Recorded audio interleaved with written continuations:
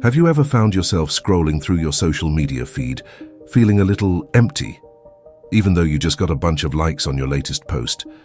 Or maybe you started using a new social media platform and found yourself hooked, constantly checking for updates, feeling this little rush every time you saw something new. It is not just you. This is a real thing, and it is more common than you might think. What if I told you that the very design of these platforms is playing tricks on your brain, making you behave in ways you are not even aware of? Let's talk about what is actually going on inside your head when you are using social media. We are talking about brain chemicals, specifically dopamine and serotonin, and how they are involved in this whole mess. You see, our brains are ancient. Seriously ancient.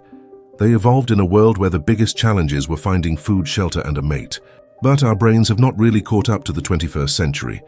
They are still operating on this old software, and social media is exploiting that software. It is like running a brand new app on a really old operating system. Things are bound to get glitchy, and it all begins with a little chemical called dopamine. Now, dopamine gets talked about a lot these days. It is often called the feel-good neurotransmitter, but that is a bit of a simplification. Dopamine is more about the hunt than the catch. It is about anticipation and motivation, not necessarily pleasure itself. Think of it this way. Imagine you are a cave person thousands of years ago. You are hungry, you need food. That feeling of hunger, that drive to find something to eat, that is dopamine at work. It is pushing you to search, to explore, to find that next meal. When you finally find those berries or manage to hunt down that animal, you get a feeling of satisfaction, of relief. That is a different chemical kicking in, which we will get to in a bit. But the initial drive, that craving, that is all dopamine. So, what happens when you first start using a new social media platform? Everything is new and shiny. You are making new connections, discovering new content, getting those little red notifications. Each like, each comment, each new follower is like finding a little berry in the digital wilderness. Your brain gets a little hit of dopamine. It is novel, it is exciting, it is rewarding. Your brain loves novelty. It is wired to seek out new information, new experiences, and social media delivers that in spades, at least initially. But here is the crucial part. That initial dopamine rush, it does not last. Your brain is a very efficient machine. It adapts, it gets used to things.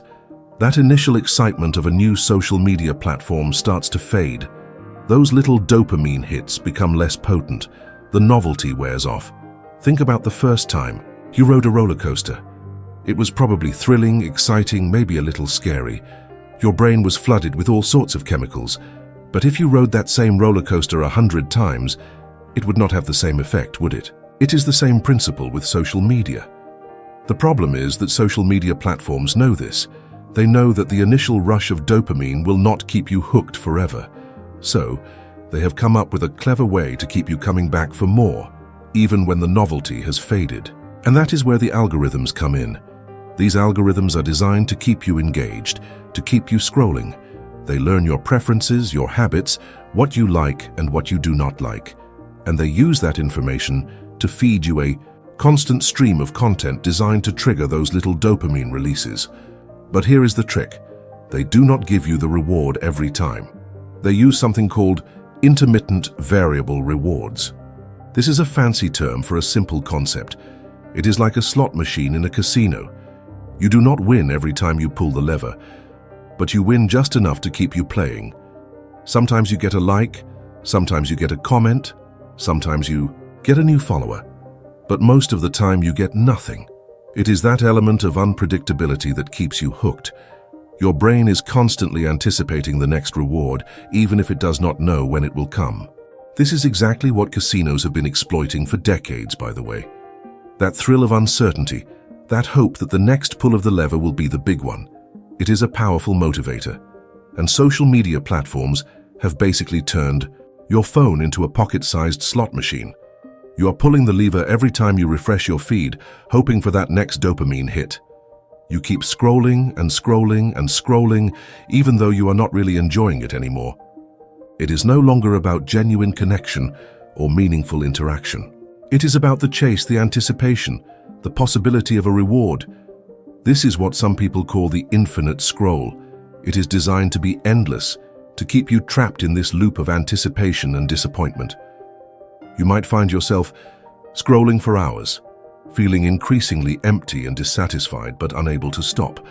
It starts to resemble a behavior characteristic of obsessive-compulsive disorder. You know, that constant checking, that compulsive need to refresh, even when you know there is probably nothing new to see. With obsessive-compulsive disorder, individuals often experience intrusive thoughts and feel compelled to perform certain rituals to alleviate their anxiety. On social media, the intrusive thought might be, what if I am missing out on something important? And the ritual is the constant checking, the endless scrolling.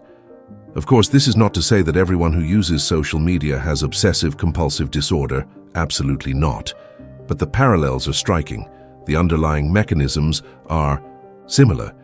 It is that same compulsive drive, that same inability to resist the urge even when you know it is not good for you.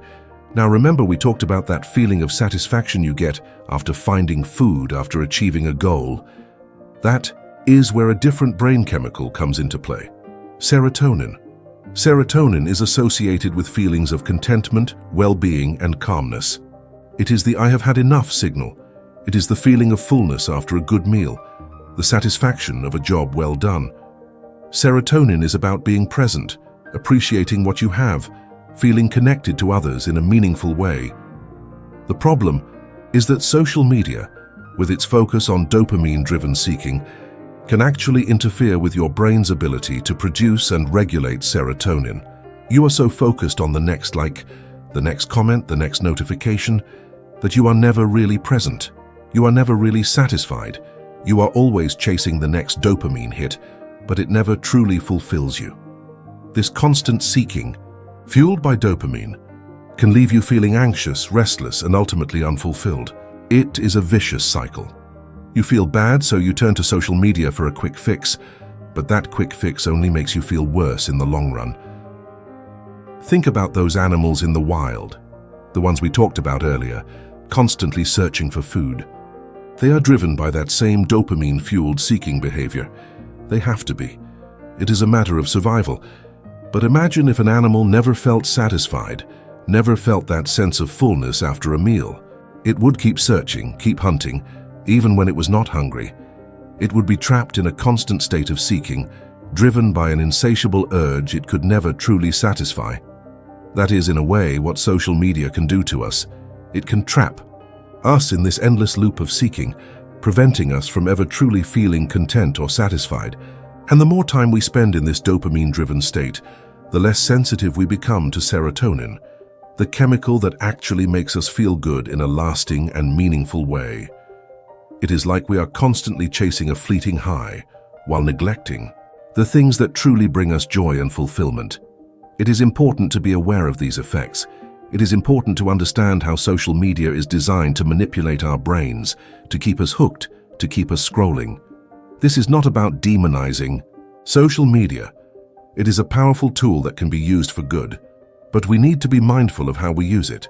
We need to be intentional about our online interactions. We need to set boundaries. This constant chasing of likes, comments, and notifications is a distraction. It is a distraction from real life, from real connections, from the things that truly matter. It is like being so focused on the map that you forget to look up and see the beautiful scenery around you. Are you really connecting with people on social media, or are you just collecting connections? Are you really sharing your authentic self, or are you just presenting a carefully curated image? Are you really living your life, or are you just watching other people live theirs? It is time to take a step back and examine our relationship with these platforms. Maybe it is time to ask ourselves some tough questions. How does social media make you feel? Do you feel energized and inspired, or do you feel drained and depleted? Do you feel connected to others, or do you feel more isolated and alone? Do you feel good about yourself, or do you find yourself constantly comparing yourself to others? Are you using social media, or is social media using you? If the answer is leaning more towards the negative side, maybe it is time to make some changes.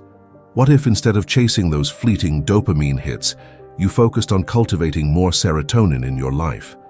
What if, instead of constantly seeking external validation, you focused on building genuine connections with the people around you? What if, instead of spending hours scrolling through your feed, you spent that time pursuing your passions, learning new skills, or simply being present? In the moment, maybe the secret to a more fulfilling life is not about chasing the next like or comment, but about finding joy in the simple things, in the everyday moments, in the real-life connections that truly matter. It is not about abandoning social media altogether. It is about using it consciously, intentionally, mindfully. It is about making sure that it is serving you and not the other way around. It is about taking back control of your time, your attention, and your brain. The power to break free from this cycle is in your hands. The journey to a healthier relationship with social media begins with a single, conscious choice. Choose to be present. Choose to be mindful. Choose to be you.